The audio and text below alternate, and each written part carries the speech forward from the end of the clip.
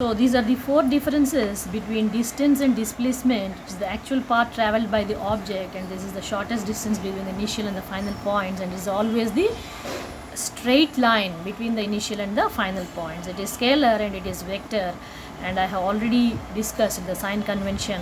Now the unit is meters, both the units are same, and distance can be greater than displacement, but displacement may be equal or less than displacement, but never greater than the actual distance traveled.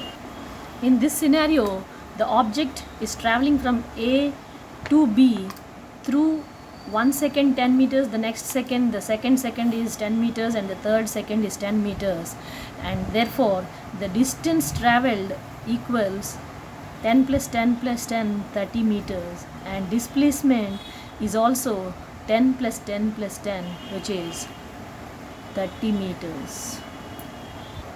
And here the object has traveled from A to B and again reached A, back to the pavilion.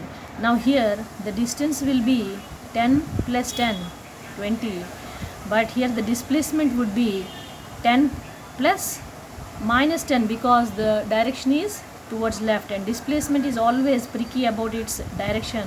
Therefore the answer is 0. Displacement here is 0 because the object has started at this initial position and reached the final position also in the same place.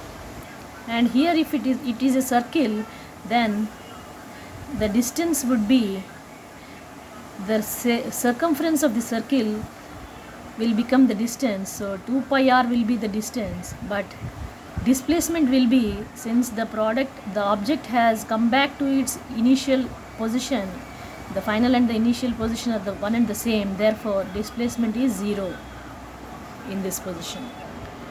Here the object has started from A, traveled to B to C, and again it has come in the reverse direction from C to B. So here the distance will be 10 plus 10 plus 10, 30 meters, but the displacement would be 10 plus 10. These two are in positive direction, and this being in negative direction will carry the negative sign, and therefore the answer is displacement is 10 meters. As you can see, the distance and displacement can be equal. The displacement can be 0 and less than distance.